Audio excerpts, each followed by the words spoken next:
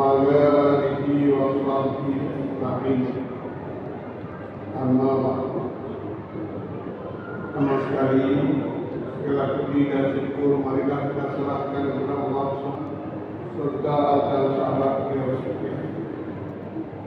Yang saya hormati Imam Besar Masjid Raya Abu Bakar serta seluruh wakilnya, dan yang saya hormati seluruh pengurus Masjid Raya Rahman, dan yang saya muliakan seluruh pendengar Radio Rahman, baik yang ada dalam masjid ataupun di luar masjid. Semoga Allah merahmati bagi seluruh pendengar. Pada malam yang berbahagia ini, pembicaraan kita masalah rukun sembahyang yang kelima, yaitu masalah hukum. Telah saya sampaikan pada pertemuan yang telah lalu sebelum hari.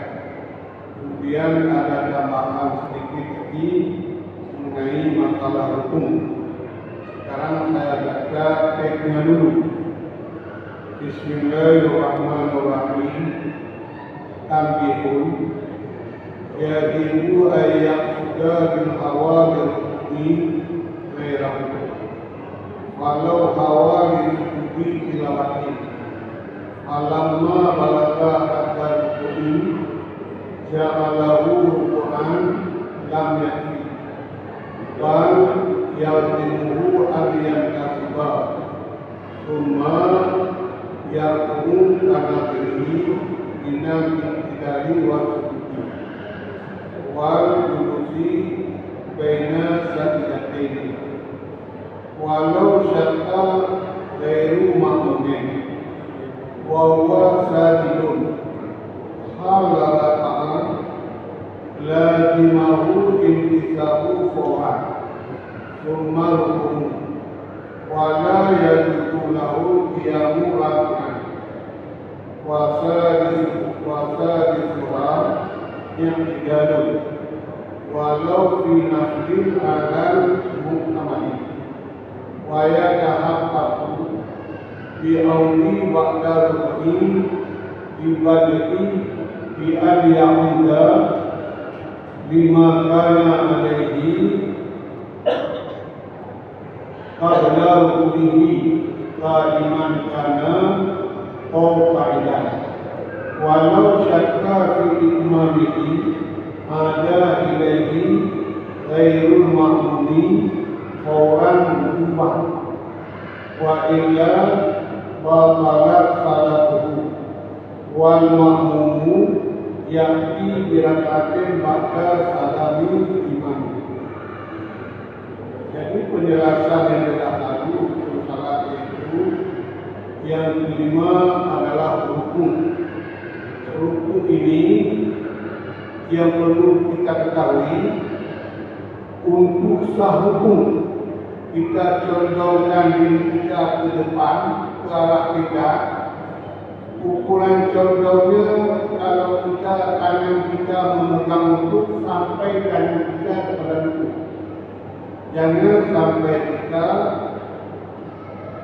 bungkuknya ataupun condongnya sedikit. Kalau condongnya sedikit, ukuran tidak sampai tangan kita kepada lutut, ini belum dinamai rukun. Tapi kalau kita rukun seperti itu tidak sah salatnya. Tapi kalau rukun yang sempurna, ini seperti anjuran Rasulullah, sejajar tulang leher kita yang di belakang tengkuk kita dengan punggung sejajar seperti papan yang satu. Ini sangat bagus.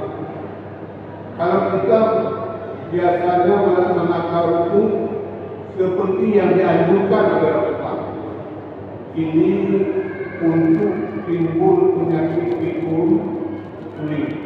Karena kita sudah pakai dalam salat ini dengan aturan yang sebenarnya.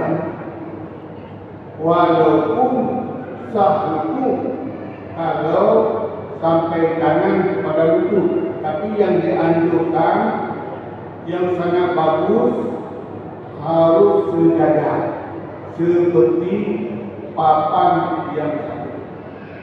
Ini ketentuan pada hukum. Dan doa-doa yang ada untuk zikir, misalnya Subhanallah rabbiyal azim wa bihamdi, kita baca 3 kali.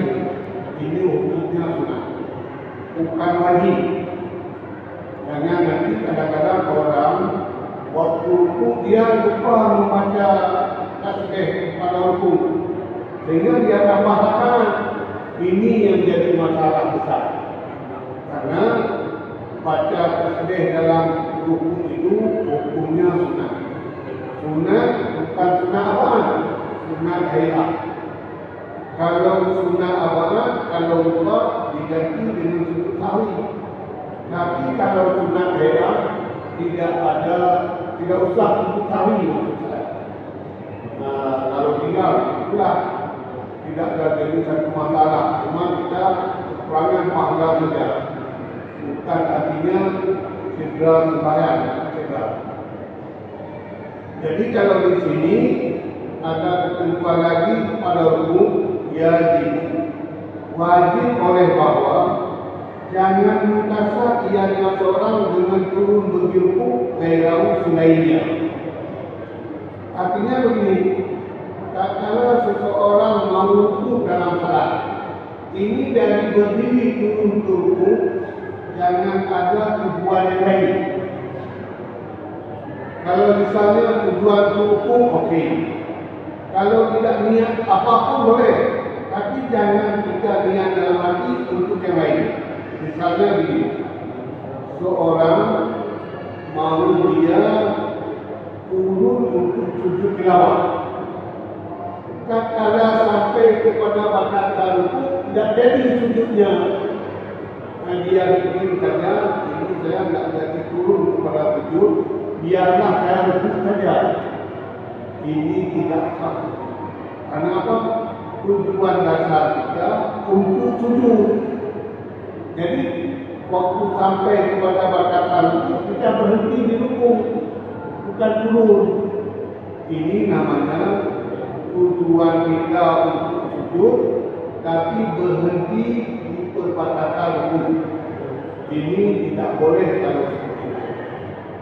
Karena ada bacaan-bacaan di dalam salat yang diperintahkan sujud tilawah.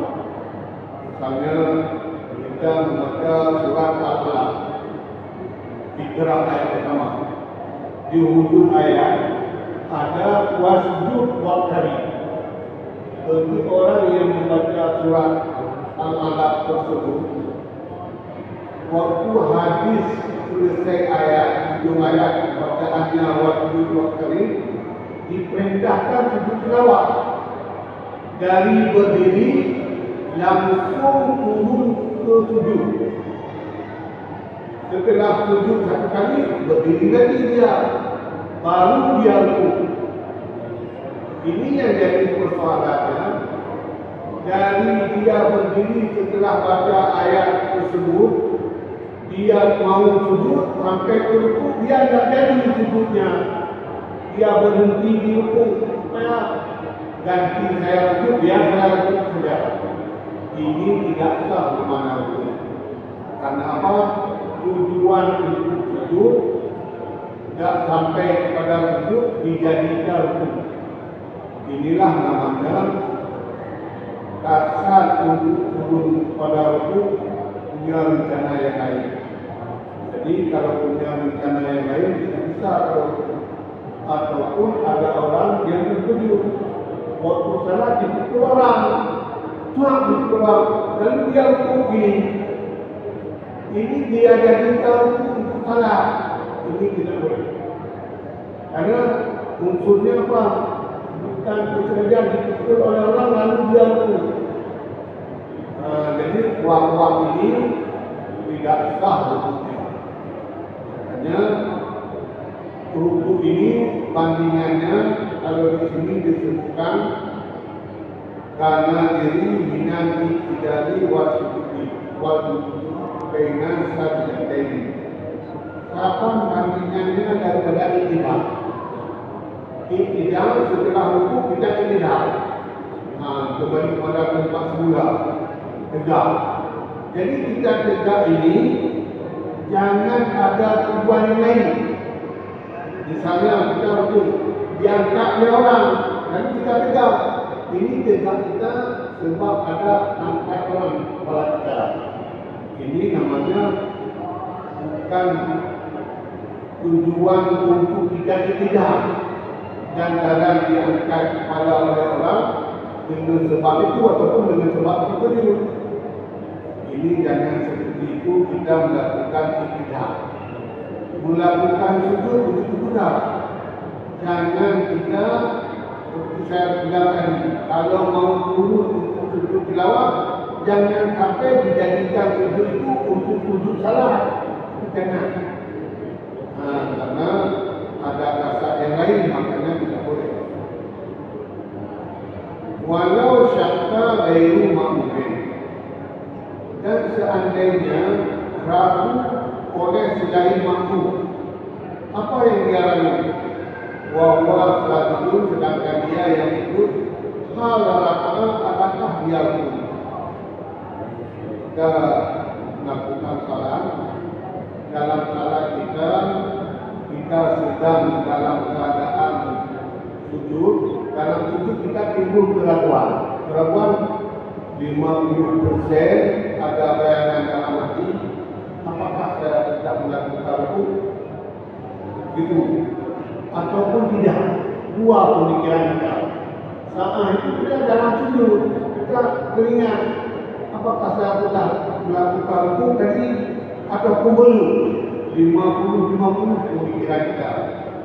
Kalau di sini mazhab kita mazhab Syafi'i, kalau ragu masalah rukuk, sedangkan posisi kita di dalam sujud, lazimahu intisab, wajib tegak kembali. Kalau ragu itu kita berdiri lagi. Setelah berdiri, rukuk. Karena apa? Apa sebab kita berdiri? Karena kita tadi di dalam sujud kita ragu apakah saya akan melakukan rukuk atau tidak. Ini kalau keraguan seperti ini disuruh ulang kembali rukuk. Untuk ulang kembali rukuk, dari sujud kita berdiri tegak. Setelah tegak kita rukuk, iktidal dan kita sujud. Itu aturannya. Kalau misalnya ada seorang tidak mau, dia ragu apakah saya ada rukuk tadi atau tidak. Dia dalam sujud, dia melanjutkan pekerjaan salat. Setelah sujud misalnya duduk dalam sujud, tidak bangun. Ini salatnya tidak.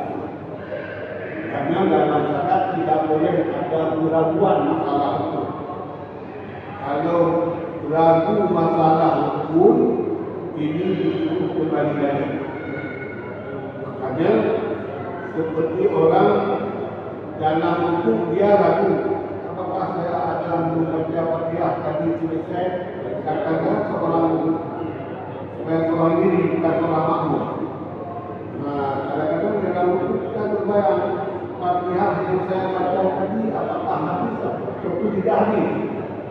Kalau ragu-ragu seperti ini diulang lagi kita. Karena mesti kita yakin ada bacaan Fatihah sempurna. Begitu juga rukuk ini. Kalau misalnya ragu-ragu apakah saya melakukan rukuk atau tidak, ini wajib diulang kembali. Kalau kita di dalam keadaan sujud, diulang kembali yaitu berdiri.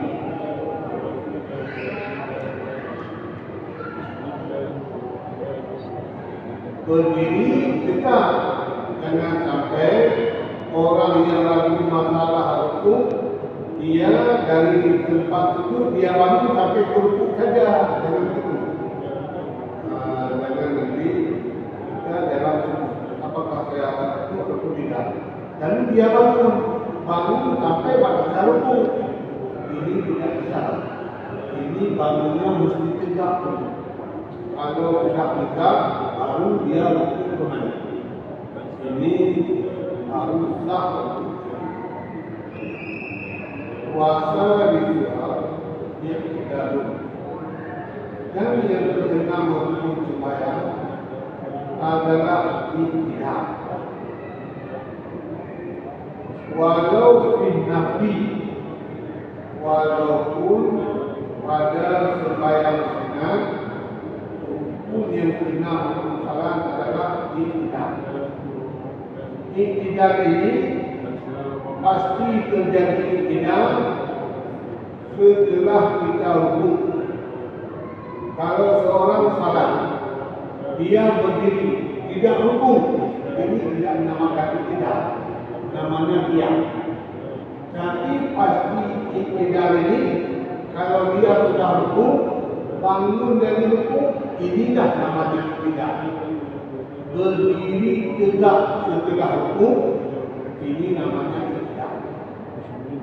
Jadi dalam tidak ini ada juga dianjurkan kita membangun daripada rukun kepada tidak, dianjurkan kita mengucap sami'allahu liman hamidah. Setelah tegak kita dianjurkan kita membaca rabbana lakal samawati wa milkul ardi wa milku ma syi'ta min syai'in. Ini zikir yang ada di dalam kita ini hukumnya pun bukan wajib. Yang wajib kita lakukan tidak. Tidak ini adalah rukun qauli, rukun fi'li, bukan qauli, rukun fi'li perbuatan. Perbuatan. Yang perkataan di dalam tidak itu hukumnya sunat. Namun sunat kita jangan kita tinggalkan. Jangan kita menganggap ini perbuatan sunat ini. Karena perbuatan sunat kalau ibarat orang jualan dapat. Kalau orang jualan dapat tidak mau, kami tidak mau dia jualan. Ada dapat tidak mau. Ini begitu juga orang melakukan salat sembahyang pada waktu ibadah dia membaca zikir yang ada di ibadah. Dan dianjurkan bagi orang yang melakukan salat subuh ini kunut terletaknya di rakaat yang kedua setelah ibadah. Tidak boleh kita membaca kunut di dalam rukuk ataupun di dalam rakaat yang pertama. Baik kunut itu kunut nafilah ataupun bukan kunut nafilah, seperti kunut salat setiap hari tidak setiap hari. Kalau kita membaca kunut nafilah itu tergantung salat. Kalau salatnya salat zuhur, bacaan kunut itu pada rakaat yang keempat setelah rukuk pada waktu ibadah. Jangan sampai kita samakan bacaan kunut dengan salat subuh. Kalau salat subuh rakaat kedua pada waktu ibadah. Kalau kunut nafilah, kalau ada dalam kunut dianjurkan membaca kunut tiap-tiap waktu salat lima waktu. Salat zuhur dianjurkan baca kunut, salat asar, salat maghrib seluruhnya. Tapi bacaannya di rakaat yang terakhir. Kalau maghrib rakaat yang ketiga pada waktu ibadah. Itu seperti yang dilakukan oleh Rasulullah SAW. Makanya hendaknya jangan menyimpang bacaan-bacaan tersebut. Jangan nanti kita membaca kunut di rakaat yang pertama. Memang setelah ini tidak juga, tapi ini tidak diperintah. Yang diperintah rakaat yang terakhir. Kalau subuh rakaat yang kedua, kalau maghrib rakaat yang ketiga, kalau isya rakaat yang keempat. pada waktu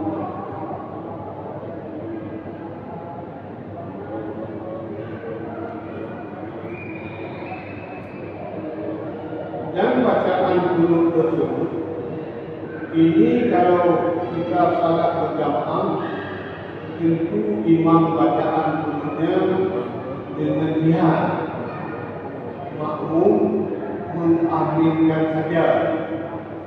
Jangan nanti makmum membaca Allahumma hadina, imam juga Allahumma hadina.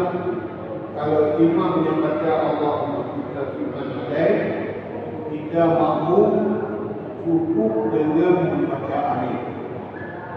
Dan waktu imam membaca doa kunut pada salat subuh misalnya, ini dimakruhkan mengtaksis ibadah imam. Misalnya ini, besok pagi salat subuh, imam membaca kunut Allahumma hdini fiman hadaik. Ini kalau Allahumma hdini fiman hadaik, dia minta petunjuk sama Allah untuk pribadinya. Ini makruh kalau seperti bacaan imam. Memang salat sah, tapi makruh, tidak ada pahala dia baca. Mesti seorang imam yang membaca kunut tahmid ini diganti dengan Allahumma hdina fiman hadaik. Jadi kita makmum cukup dengan mengaminkan saja.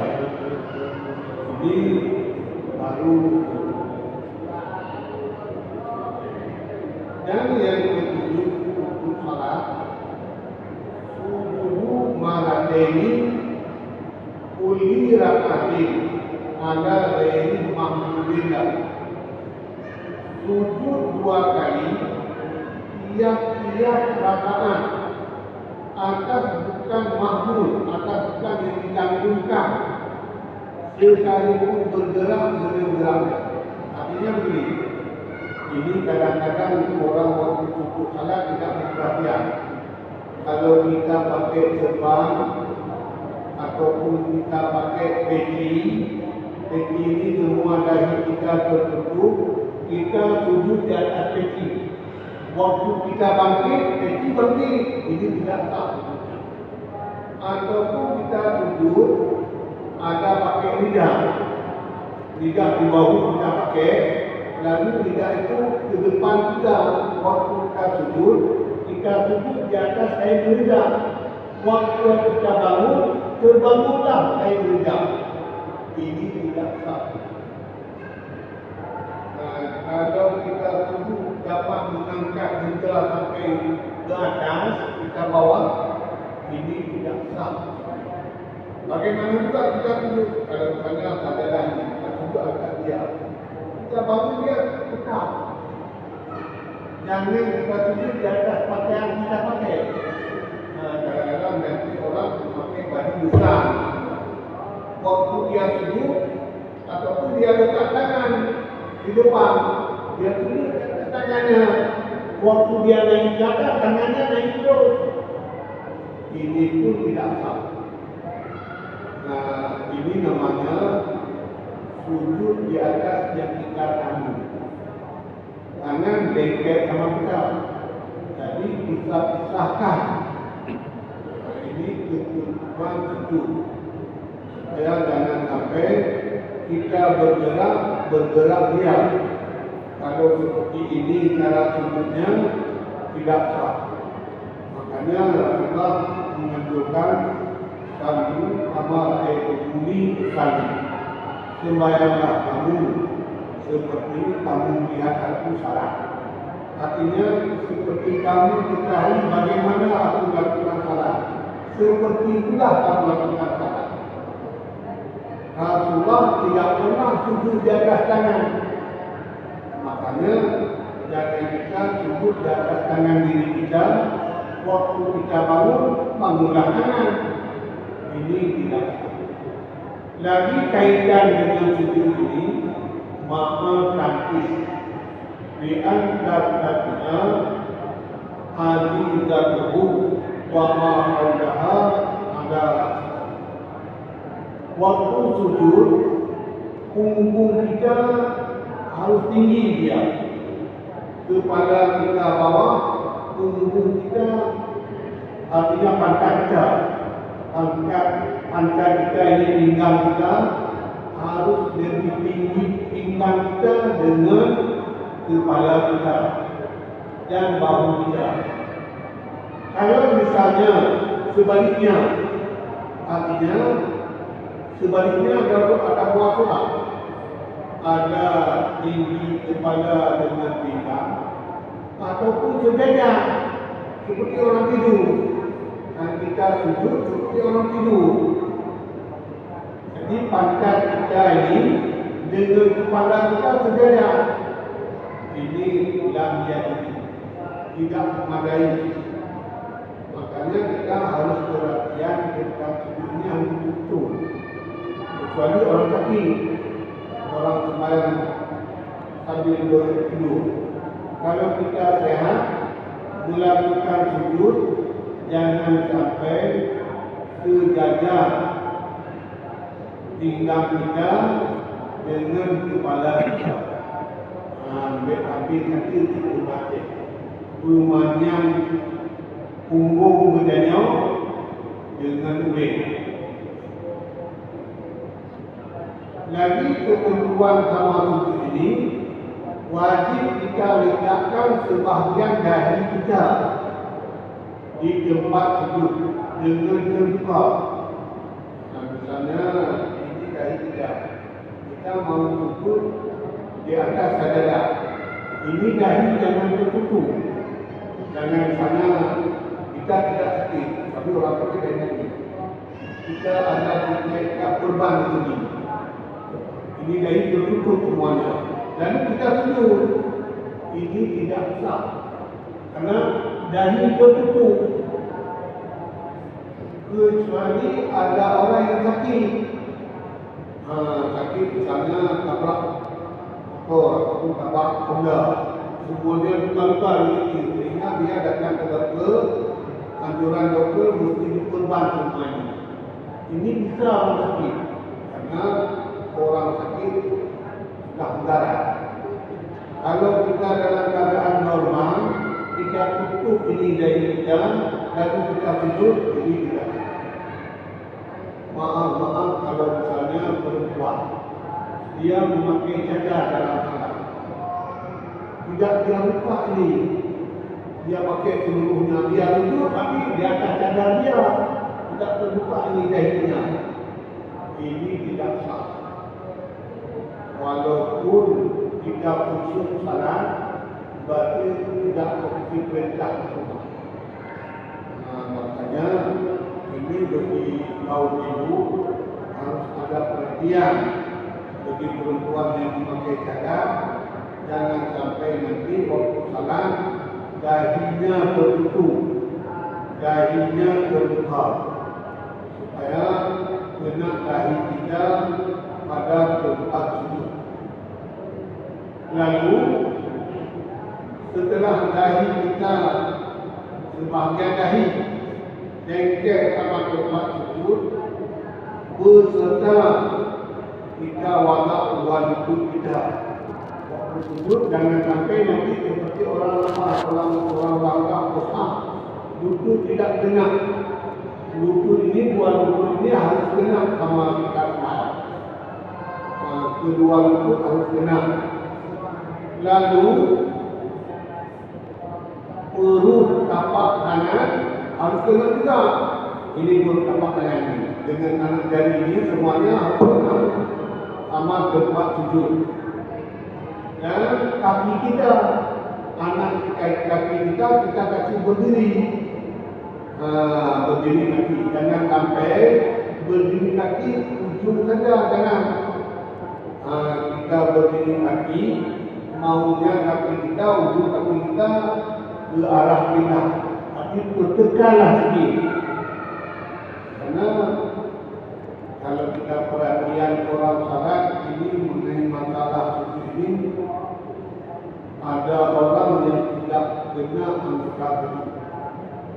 Sedangkan dalam hadis Rasulullah, hadis rawahu Imam Bukhari dan Imam Muslim, dikatakan Umir itu anak juga ada mati angkamen. Al-Jum'ati wajahnya ini wal-Tafil pada ini. Kata Rasulullah, diperintahkan aku bahwa aku sujud atas 7 anggota. Yang pertama dahi kita, itu satu anggota. Yang kedua yade, 2 tangan anggota. Ini 2 tangan, jadi 3. Lalu yang kelima itu, yang keempat rupanya 2 lutut. Kemudian 2 kaki dapat kaki. Nah, ini namanya anggota. Kalau seorang salat tidak kena anggota 7 waktu sujud, berarti sujud dia tidak sah. Kalau tidak betul sujud, tidak betul salat. Orang yang tidak betul salat sama dengan tidak sah salatnya. Karena sujud ini salah satu daripada rukun salat. Makanya ini sangat kita perhatian, lebih-lebih kita mendidik anak kita. Waktu dia sujud, kita lihat kakinya. Biasa anak-anak kakinya tidak salah tegak. Kadang-kadang dia bergantung untuk kakinya. Kadang-kadang dia saja di dalam berdekat. Cobalah perhatian. Kalau kita mau perhatian, jangan anak-anak. Misalnya salat jemaah, kita lihat orang bagaimana orang banyak sekali. Karena orang ini kakinya dia ada yang tergantung kakinya. Kadang-kadang lembek, ujung kakinya lembek. Dan anak kakinya kita tekan menuju ujung ke anak kaki ke arah kanan. Jangan asal lengket, jangan tekan.